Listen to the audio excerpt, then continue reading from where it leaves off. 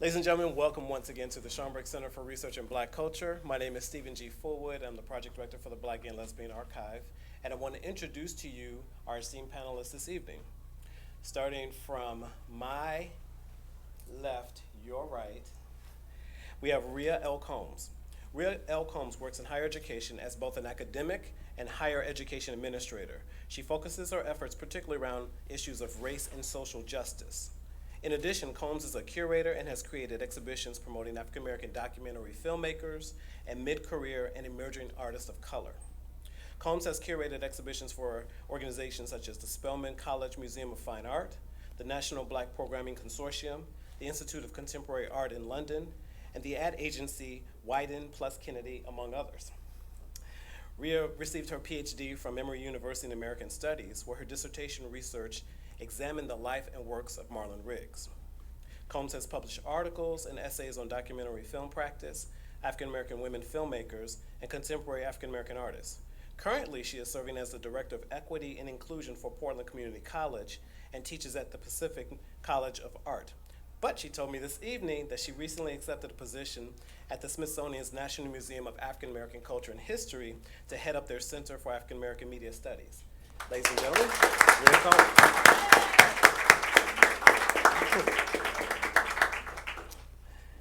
Sitting dead center is Al Cunningham. Al Cunningham's professional development as a writer, multimedia producer, and cultural documentarian has dovetails with his personal evolution as a Black gay American baby boomer. Yes. A Chicago native, Al began writing professionally in the largely self-contained, segregated Bronzeville urban environment of the 1960s. For the past 25 years, that's a quarter of a century, his work has focused on sexual health, responsibility, and especially the prevention of HIV. Currently, Divine Sass, a performance piece based on the life of Sarah Vaughan, is his principal creative preoccupation. Al also contributes content to web development and multimedia infotainment projects. Ladies and gentlemen, Al Cunningham.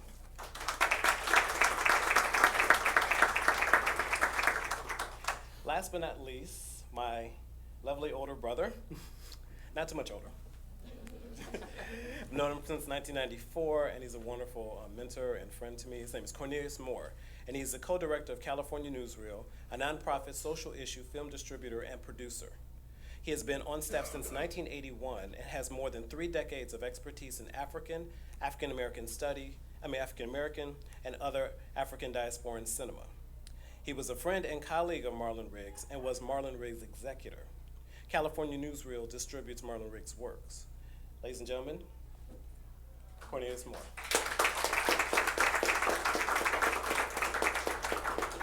Because we have a limited amount of time, I'm going to ask a few questions, the general questions of our panelists, and I'm going to open it up to the audience so that you have an opportunity to talk with our panelists as well.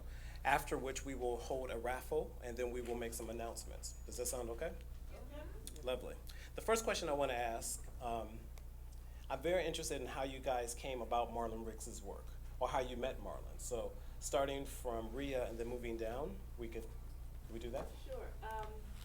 One, I want to thank you very much for the invitation to participate in this evening. It means the world to me. I truly respect Marlon and Marlon Riggs' work as a documentary filmmaker and believe that he was pushing through boundaries and breaking barriers at a time when these things were not only taboo, but also extremely frightening, even as an artist and as a creative. So I really applaud you for making sure that 25 years after Tongues Untied, we're still recognizing his work.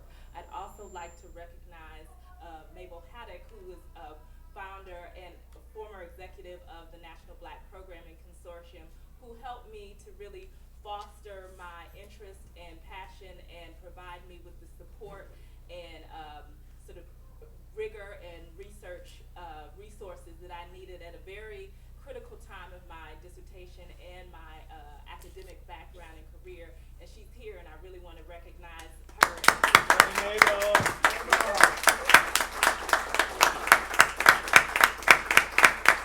And she also supported Marlon Riggs and his work tremendously.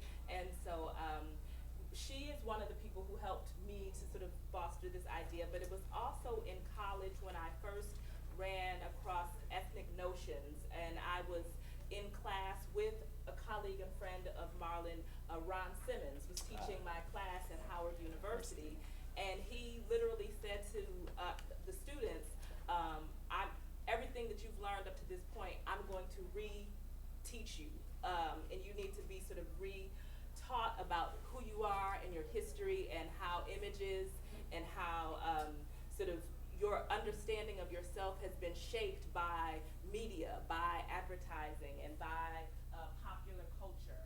And so one of the films that he showed us was Ethnic Notions. You know, I was an 18-year-old woman, young woman coming from Detroit, going to Howard, and was really blown away by this film, and it resonated with me. And then years later, I saw Tongues Untied, and again, it penetrated me in this visceral way in terms of this film and the narrative and the story and the way the story was told, the technical acumen, along with sort of the bravery of this filmmaker's approach to telling tales around that have been often couched in this notion of shame, and really sort of bringing to life the vibrancy, the history, the culture of African American people. And it was those sorts of critical thematic times in my life that sort of kept me engaged in Marlon Riggs, and he just sort of kept coming back in my life at these critical moments. And it was from there that I was introduced to him and chose to continue my research and work around him. Thank you. I'd like to ask for just a moment, if you don't mind, the rush of emotions from seeing all these people that many of whom I knew very well, who are not on this plane, but who feel like a cloud of witness. I'd just like to ask for a moment of silence in memory of all of those who are not with us today, who are a part of this amazing experience of life that we've had, and also for those who are still living with this virus, and there are many of us all around. So just a moment. Thank you. I went to I want to send a shout out to Mabel Haddock also, to tell you the truth, because she also mentored me. So she's at the National Black Programming Consortium. But it's hard I need to contextualize just a little bit, and I'm going to try to keep it real brief. But you know, when all this started, we didn't have desktop computers, we didn't have cell phones, we didn't have fax machines, we didn't have the internet. So the amazing thing to me is the network among black, gay, and lesbian people that developed.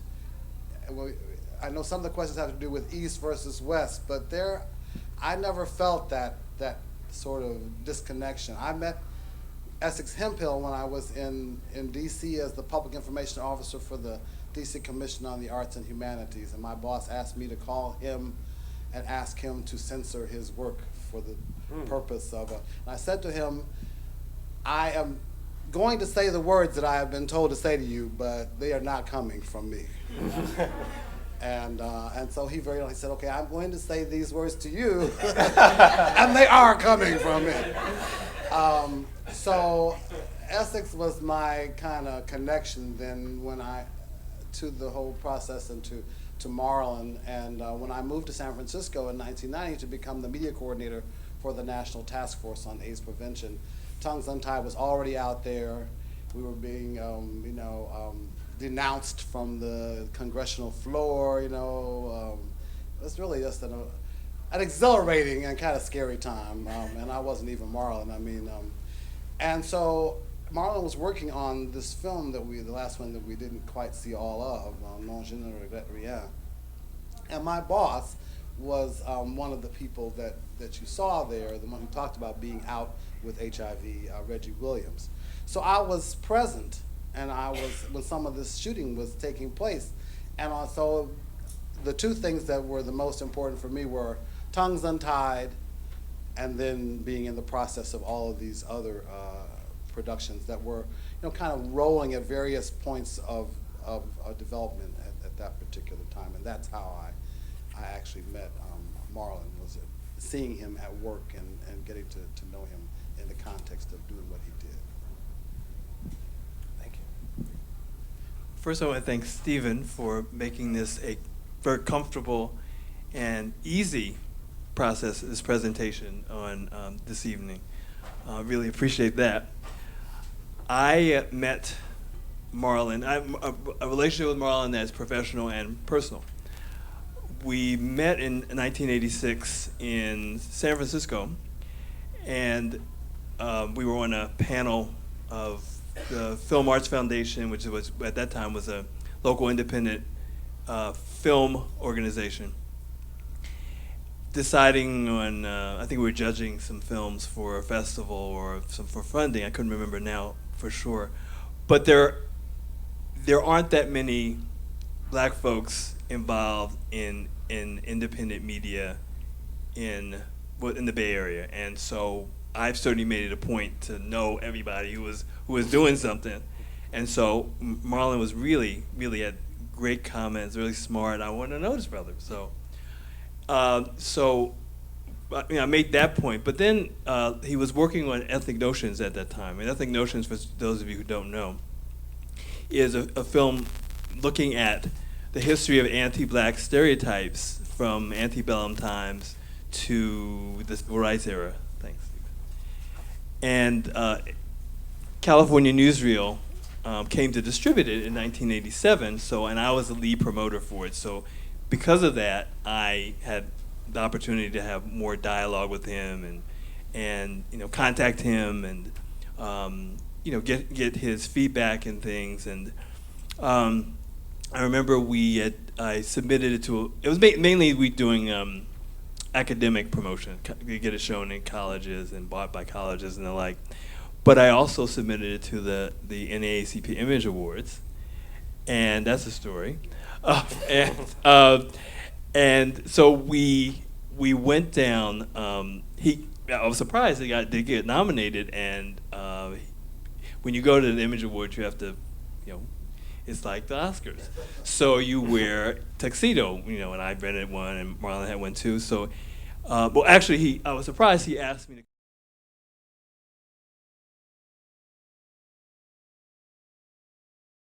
He would have other people to do that with, but he thought it would be cool. We went down there. We were in the audience, and we didn't win, but an Oprah show won actually.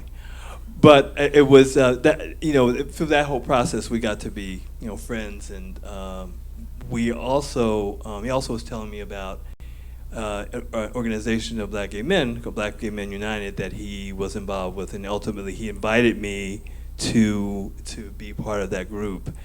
And I mentioned that group because it's very instrumental in the productions that he was doing on Tongues Untied and the later gay-related work. I guess my next question is for Rhea, and it relates to your dissertation. While you were doing your research for the dissertation, can you talk a little bit about the critical responses to Marlon Riggs' work as you were in the body of his work when you were doing your research? Sure. Well, he created 9 films.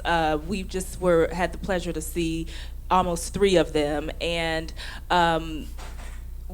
within that time frame, there were a variety of various sort of impressions of his work, and they kind of fall in various camps. When you're looking at the more traditional style, what you would consider a PBS type of documentary, he was, again, very technically astute and very generous in his approach and ability to create a dynamic story and tell a story. And he did that and was successful in getting work on PBS. So you have Tongues Untied, that also was on PBS, but you have Ethnic Notions, Color Adjustment, as well as Tongues Untied, more feature-length pieces. So that the responses tended to be, from more of the mainstream media. Press would be generous, but also one that really looked at it from more of an academic kind of aspect.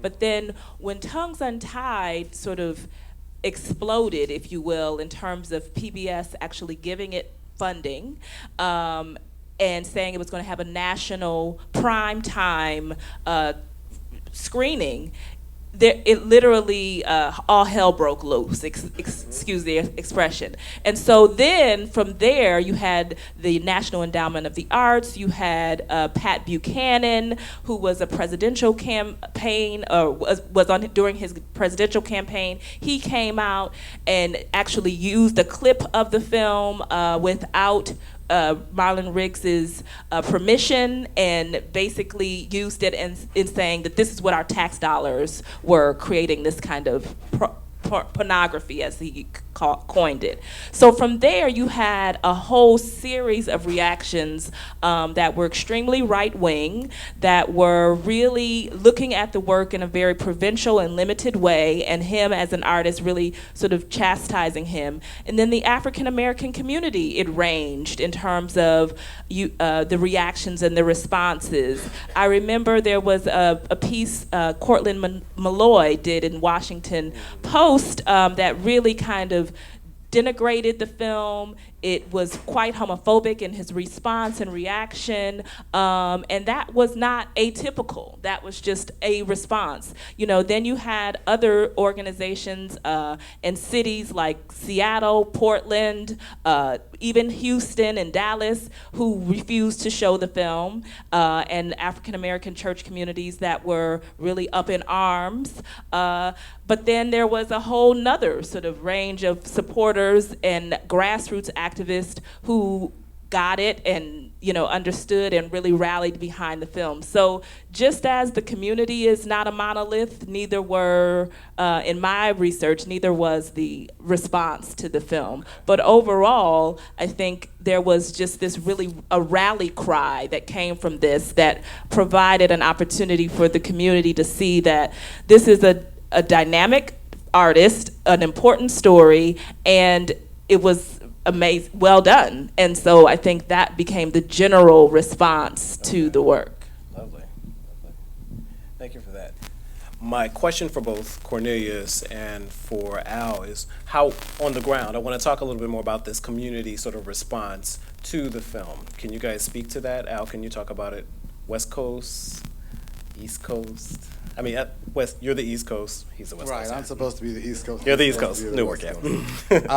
But the truth of the matter is, of course, that I guess I was only on the East Coast when the film actually dropped, and so I think the important thing for me about that particular aspect of it, as I kind of alluded to earlier, is that there really wasn't much of a distinction. I mean, because so many of the people in the films were also from the East Coast, so it just created a natural synergy and a way that we used to have a saying. It's totally un-PC, I guess, but we used to say that we had telegram. Obviously, that's a really old thing. Who knows what a telegram is anymore? But you have telegram, telephone, television, telesissy. So the bottom line was that if you really wanted to get the word out there, then that's what you did, and so that's what we did, and it was amazing. You told us, Sissy? What is telesissy? So, talk to me after. So yes, I never got the sense that there was much of the distinction because so many of these people were on both coasts. Well, my relationship with the film was that I was at the first screening when it premiered at the American Film Institute National Video Festival in Los Angeles in October.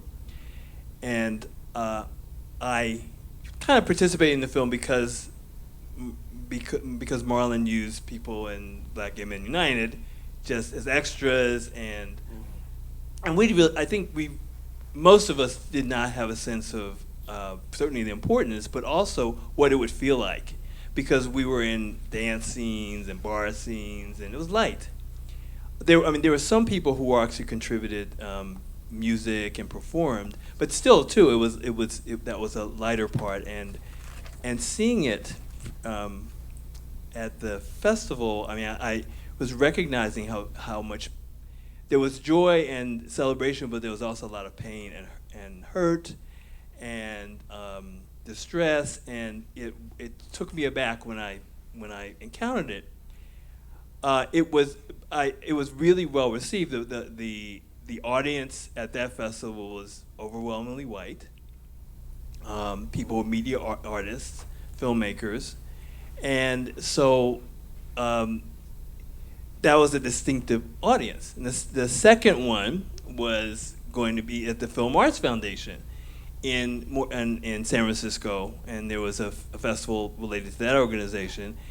And again, I think the audience was overwhelmingly white, although there were local folk who knew people in the film, etc. But the people in the community, the black community, the black gay community, were really very supportive of it. And Marlon's idea, because we had conversations about that, what he wanted to do with this film was he was going to submit it to film festivals and international festivals, which he certainly did. He did say he wanted to submit it to black festivals, and to use this as an opportunity to have people in the community confront the issues of homophobia, issues of gender, and issues that people kind of didn't want to talk about. And from that experience, because I happen to be on some of the panels too, with the National Black Programming Consortium prize pieces, and also the Black Filmmakers Hall of Fame, there were a range of opinions, and there were people who were afraid of it and uncomfortable and wanted to change the subject and not sort of deal with the issues that are in the film. And then there were people who would come and say, well, this is a major work as far as stylistically and confronting issues that we it's good for us to talk about, and a way that we can talk about a whole lot of issues. And just from that experience, I also saw that there was an opportunity for us for people to change their opinions and get more comfortable, or at least to be a little more circumspect in their discomfort and opposition.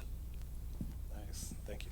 Al, so my question for you, the various issues that Cornelius just raised in terms of homophobia, sexuality, gender issues, among of the main things that Marlon Riggs sort of talked about in his film, do these issues still resonate with the communities that you work in? Yes. It's an easy answer, but how? Well, I think it's really amazing. I think that, in part, says a lot about both Marlon's amazing creative and artistic sensibilities. That he created something that, for one reason, or some things that, for one reason and another, are timeless and that are, in many ways, just as significant today as they were when they were first produced.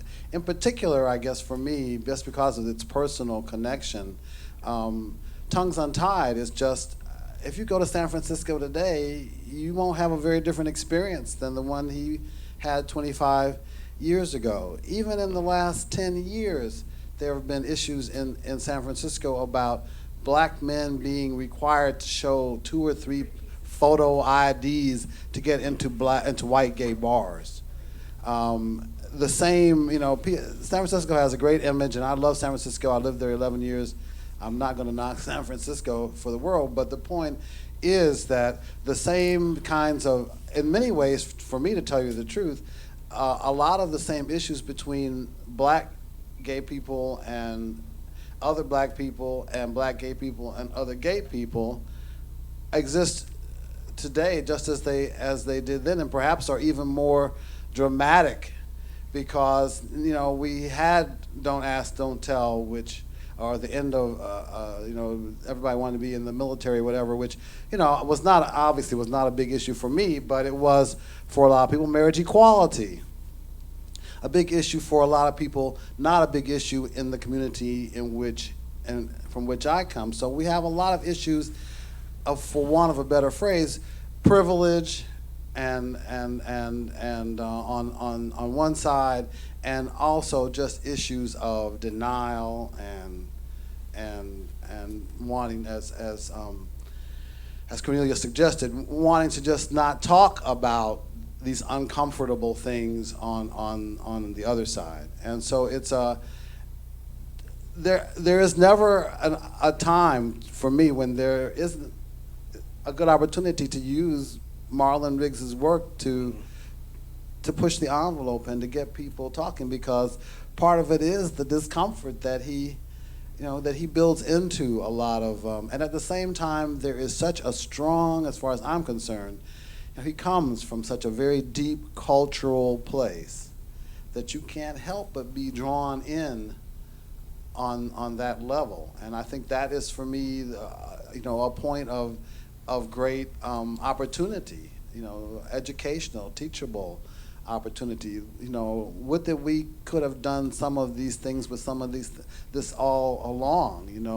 If we could have used Non, je ne regrette rien and Black is, Black ain't to greater effect over the last 20 years, so that we wouldn't have the level of HIV infection among young Black gay men that we have now, where up 50% or more, depending upon whom you talk to, of certain members of this population may be infected. And yes, we have the benefit of great drugs that were not available. That is the saddest, for me, part of the loss of so many of these people. They died just as these protease inhibitors were coming online. And another year, and we might still have had them, certainly for a lot longer than we did. And that's the thing that, as a person who wants to be creative, these people made such a big difference in my life and inspired me in such a great way.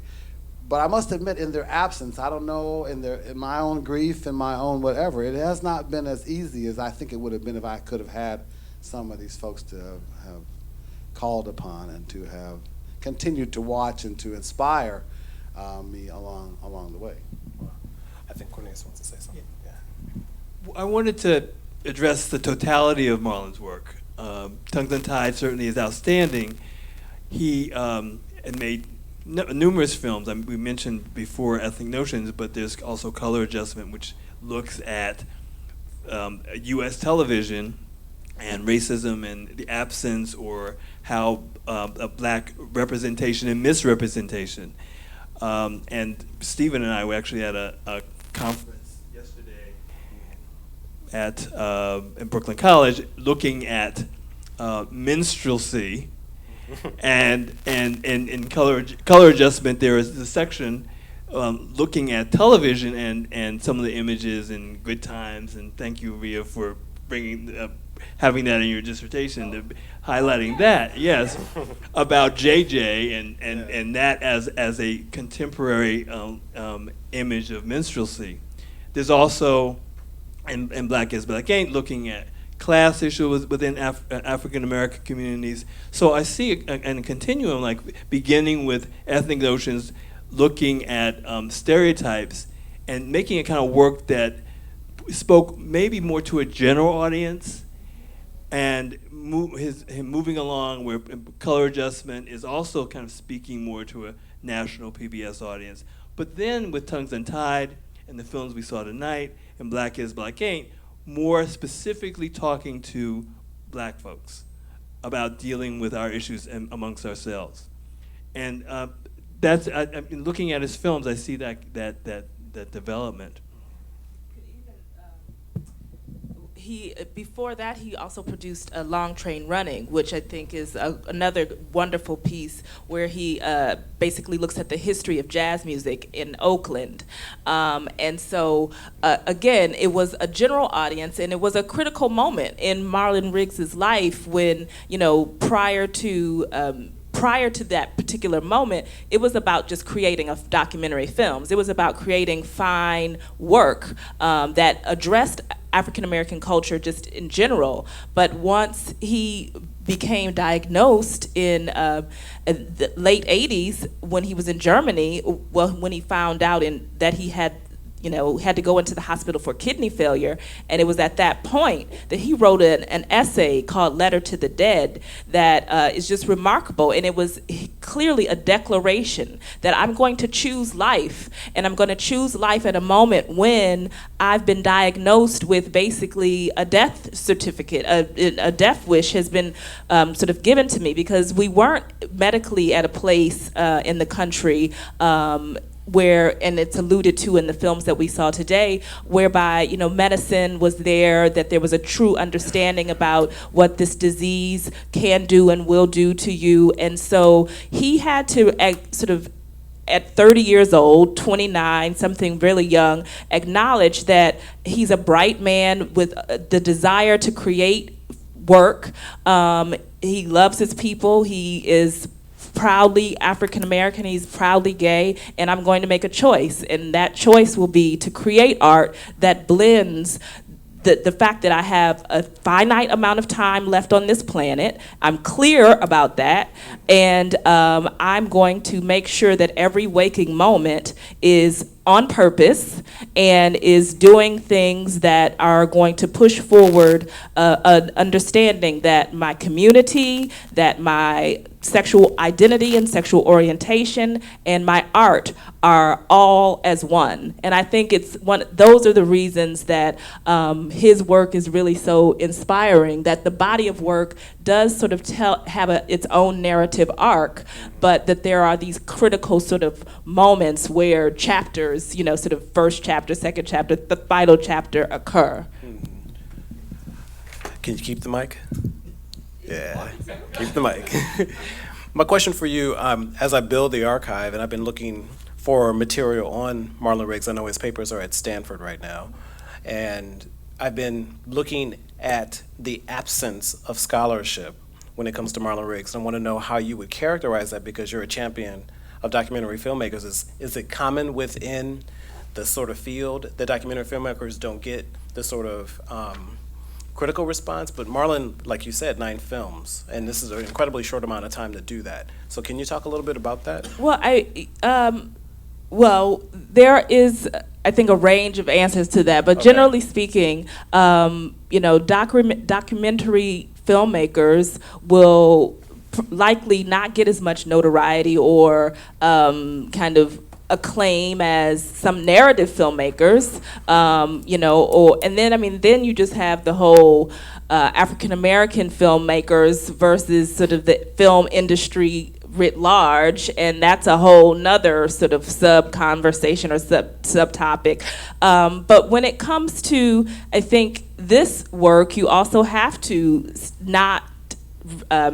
you have to take into consideration the fact that we are talking about pieces of work that, as Cornelius mentioned, are uncomfortable for some people, are sort of invigorating for others. And so I think that that's something that one can't sort of deny. I know that within the academic circles and academic world, Marlon Riggs's work is very well known. Well, it's well known, and it is often surprising when you introduce one of his films, if it's Tongues Untied or something, to a group of young students and they haven't seen it before. So there's constant. There seems to be this sort of push and pull, a constant teachers sharing the information and audiences wanting to know about the work. At the same time, so then within that circle, there are academics who are constantly talking about Riggs, or not constantly, but talking about him. Yet and still, no, it hasn't received the kind of scholarship and acknowledgement and sort of rigor that one might expect or see, which is why I'm here and working on my book. So, Thank you. Yes. For a shameless plug. That's so shameless. That's good. Thank you very much. I want to give open it up to you, this opportunity to talk back with the panelists, to clarify some things, ask questions. We'll be taking hands or. Before you do that, I have Oh. one thing. I brought something for show and tell, and I'm not gonna go away until I show it. Show it.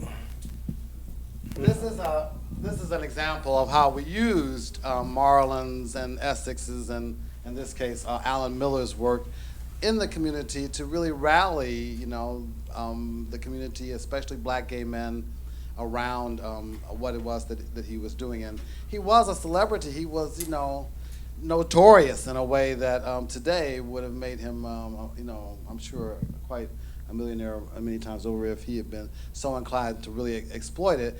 But I mean, when you get denounced from the floor of Congress and stuff like that, that makes people really stand up and take a little notice of you. So in this case, as the media coordinator for the National Task Force on AIDS Prevention, we put together an event for the book that Marlon was involved in, along with Essex, who actually had edited it, and Alan Miller, called Brother to Brother. And we had we did a lot of things like that with Marlon. He was very good, although he was very, very busy, so getting him was not easy, but he really was an excellent person in terms of coming out and being very accessible. And as Cornelius kind of alluded, and I certainly experienced, he was a really down kind of a person to be around. I mean, he was really, if you were in a room, he wasn't the kind of person that you would even necessarily notice unless you knew who he was and everything, but he was just a really cool person, very focused, but definitely also very accessible. And for those of you who have seen the photo of him, that's my profile picture on my Facebook page today, it's a picture that was taken of him and me. And I cropped myself out because I didn't think I was that important, but I really was happy that he looked happy. It was actually my birthday, and I was celebrating. So he was a great person just to hang out and be with. That's it. Thank you. Thank you.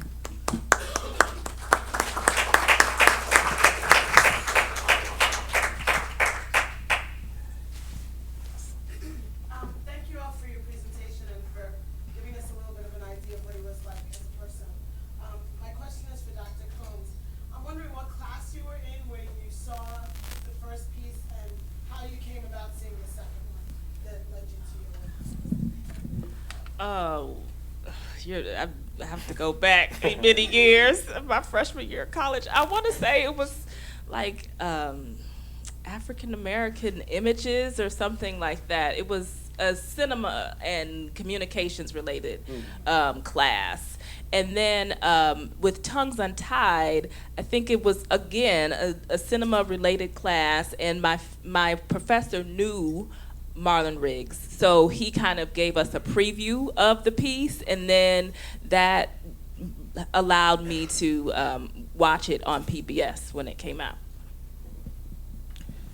If you notice, Ron Simmons, it was mentioned in the credits of at least one of these. He was very engaged in Marlon's work, and like I said, he was in Washington D.C. at Howard, so that was one of the ways in which that communication took place.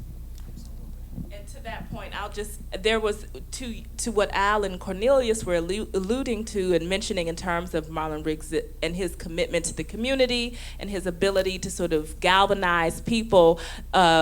At one point when I was doing some of my research, there's a long exchange. He wrote these lengthy letters, and that's one of the things that, I wonder how we're going to deal with that with email and technology now, but lengthy correspondence, and he seemed to be pretty much like he kept and organized tons of things. So he has this dialogue between him and Ron Simmons, and they're talking about Malcolm X and kind of really looking at different sort of cultural figures and how they would engage with, or what they would sort of suggest their engagement would be around issues, namely around sexuality or, gender, women, and it's fascinating when you have that opportunity to get in an archive and see the process of an artist, and also kind of learn about sort of ways in which they are looking at other figures and using them and how they are influencing their work. So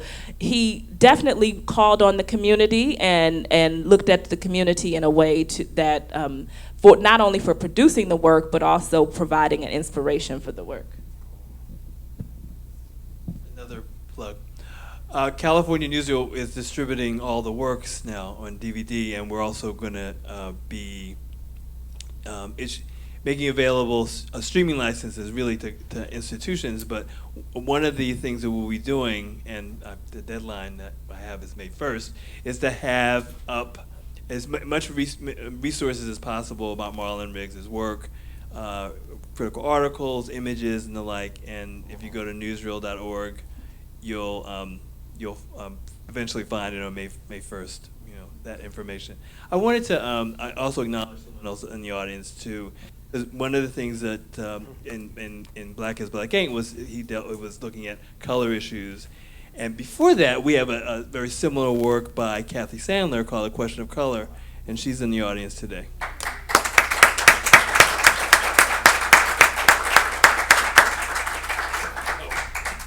There was a young woman in the blue. Did you still have a question? Yes, I do.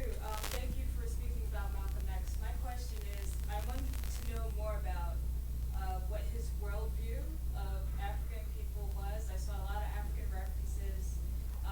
Who were some of the people that inspired him? And what did his closest peers think about his work? It's a lot of questions. Can you A lot of parse it? Yeah. questions. So what did he? There was one of his peers where his images. He talks about a lot about Harry Tubman in a lot of his films. That there is as a guide, and particularly in Black is Black Ain't. Who were his?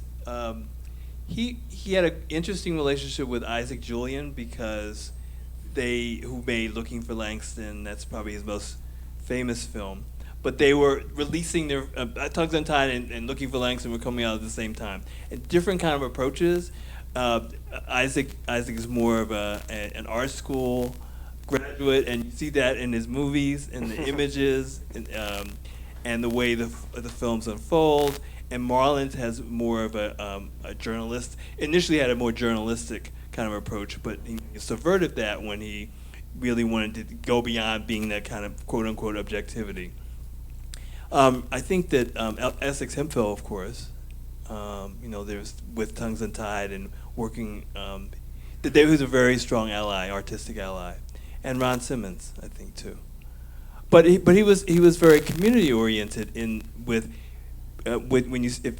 Tongues Untied. There are contributions from people who were poets who were not as well known as Essex Hemphill, like Alan Miller.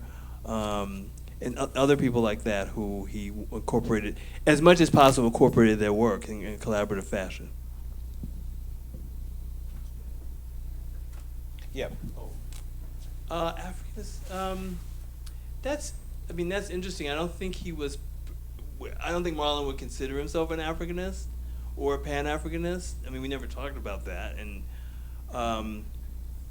I think probably in terms of labels, he would have not, embraced that. But we see from his work that he's really rooted in African American culture, and loves it, and references it, and presents it in his relationship with his family, and generationally.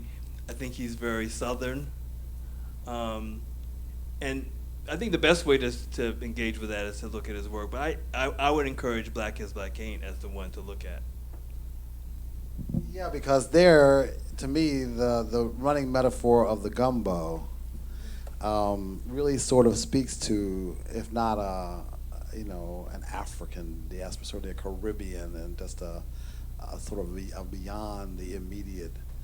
But that also is very rooted in the culture that we know here.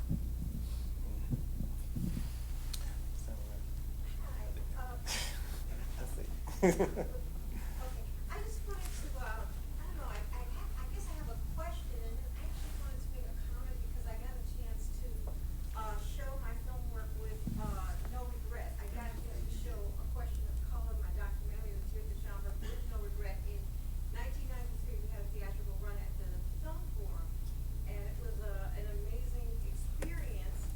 And I just wanted to say that Marlon,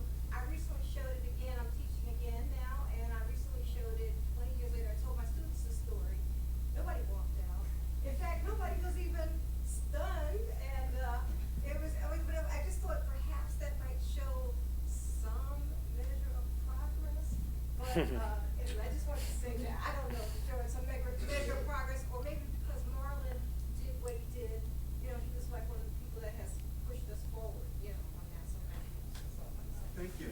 Thank you. Yeah, first question, kind of difficult question. I think I might have heard the answer, so the question might be mostly based on ignorance. But this idea of no regret, I think I agree with it in the moment. But coming from this theme from the literature, you know, in other words, during that moment, I wasn't necessarily involved with the activism. So I'm coming from it through secondary sources and films. And one of the things I see that I do regret in this work is a kind of absence of women and a kind of innate, maybe even unconscious sexism that men tend to engage in. I was wondering, as an educator, I find these films hard to screen in class because we have now more women in college classes. And I'm just trying to figure out how to serve that community with this work. Now, see, you shouldn't give the mic to the woman because that just reifies what we're saying. Well, I think, well, Black is Black Ain't is not. It doesn't have an absence of women. In fact, it has very strong Black feminist voices. Michelle Wallace, Bell Hooks, Barbara Smith. Barbara Smith. Excuse me? And ethnic notions. But I think, but specifically if we're talking about Tongues Untied and the films today, I think he specifically had as his target audience Black gay men. So, you know, which doesn't mean that women don't have to be present, but I think he wanted to give voice to representatives of that group. Think of the time, too. I lived in Oakland, in Marlon, Oakland. I wanted to know what Alan Miller was, as a matter of fact. But it was a special time. We didn't realize it was a renaissance. We were just living through it. And there was no voice for Black gay men. And so that was he created a zeitgeist. And so maybe giving a contextual of the early 80s, men were dropping like flies. We didn't have a name for HIV. Men were just dying. And Black men were not, the voices weren't heard.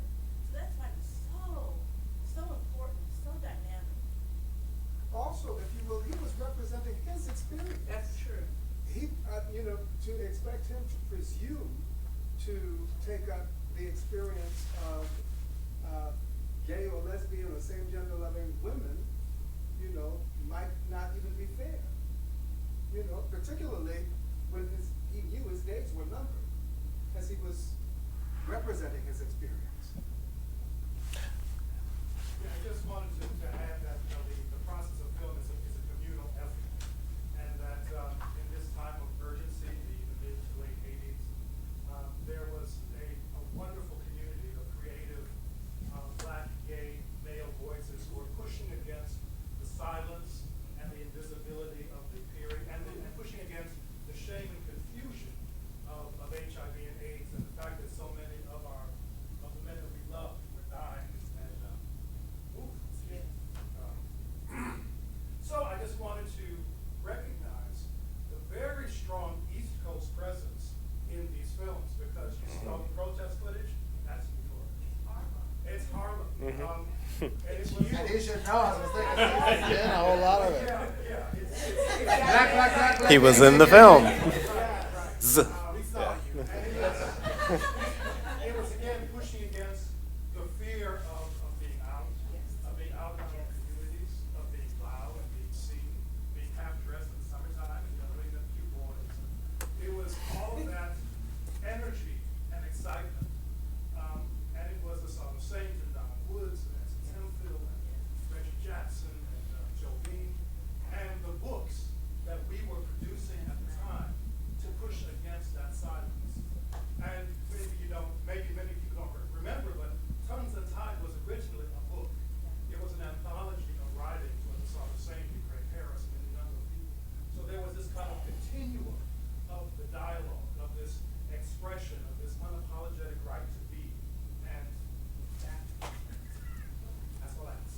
I just want to add also that if I were using this in an educational setting, any of these works, the thing that's always amazing to me is if you look at the credits, women are probably represented in the more important aspects of the post-production of a lot of this. I mean, is it Christian Badgley? I mean, and I certainly, I know Nicole Atkinson, who stepped in and finished Black Is, Black Ain't. Akiba, there's a strong female. I mean, and of course, I don't know how PC it is, but if you, Linda Tillery is a female. I mean, if you know Linda Tillery, you might say, well, she's a pretty strong female when it comes to female. But the point is that women, the female, the feminine perspective is there, and I think you can. I mean, I think we can critique, but we can always say, let's look beyond the surface. We have time for two more. Just very quickly. Okay. It's amazing to me that 25 years later, we're still looking at these movies and still talking about that. And it's even more amazing that it seems the conversation was not continued from Tongues Untied and from Affirmations in the way that we expected that it would have. Can you clarify what you mean? I mean that similar works, this example film poem about I picked up my brother's tools after Joe Bean died. That was the thinking, that someone dies, you pick up the tools, you keep going, and you keep expressing what has to be said. And it seems that the dying is like a huge hole in that effort. Yeah, that's certainly what I disagree, felt. but I can clarify that later with you. So yeah. So sir. Yeah. I was wondering if anyone could talk about his partner, because I think the conversation I think he was talking about, He was. the conversations I hear today are sort of like symbolically, we have his work being politics, apologetic, and sort of like black women as a revolutionary act, yet having a white partner just sort of sexualized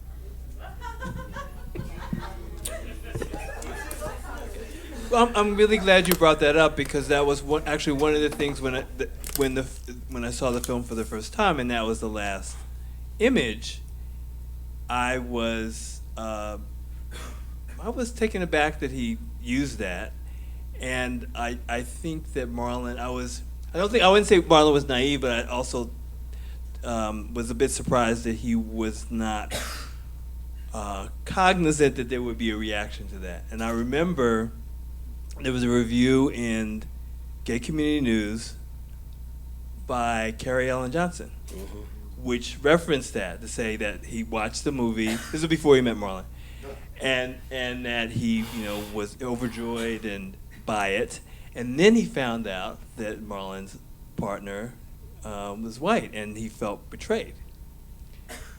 And Marlon said that he said, "Well, I'm gonna." Write to him or write a letter about that to contest that. That I think that is an ongoing discussion, people are having. But I mean, maybe we can have some of that today if you want. But I think that he obviously didn't see a contradiction. It's like I speak proudly as representing black men, and I love black men, but my partner is a white man, but he also loved black men. I also believe that is a reference to another. It's a quote from someone else's work. So it's inserted in there. I think as an homage to the author, Joe Beam. It's Joe Beam, right? It's Joe Beam, brother to brother, words from the heart. And so I think that it's an homage to him. And I also looked at that as sort of loving in not just sort of the intimate way, but in a sort of universal loving. And so for me, there didn't really feel as though there's a contradiction, if you will. It's more of, this is a declaration, and it is a revolutionary act, period. It is to have, sort of to be in love, to love, to sort of use it as a verb, and really sort of embrace the notion of what that sort of statement means. I feel is revolutionary. I believe that Marlon believed that, and while his intimate partner may have been white, that didn't discredit him or allow him not to love other people. And I think that is why it sort of maybe did come as sort of a surprise to him in terms of the reaction, because there was no contradiction in his mind, as I understand his work and him through his writings and his films. And if you see the iconic photograph that I have as a poster from the film, and you know anything about the relationship between these two men, between Marlon and Essex, I guess for me it really does sort of help to clear up any sense of, that there.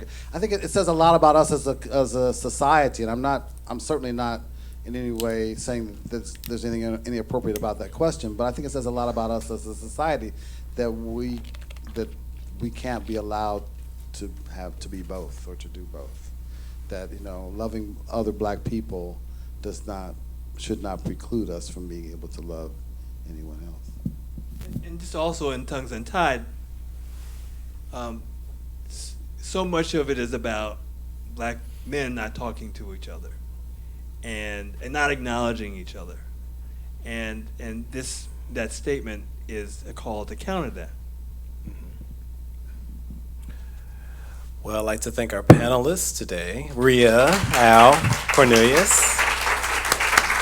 I'm sorry that we weren't able to get all the questions, but we want to Miranda Teresa Mims, can you step forward, please? Everyone pull out your raffle ticket. If you do not have a raffle ticket, raise your hand and we'll get one to you. I get to pull it. Okay. Okay, could you thank you, Christopher. Hold your hands up high if you don't have a raffle ticket. So you're the first person. You're my bad. Black. Oh, what the way back?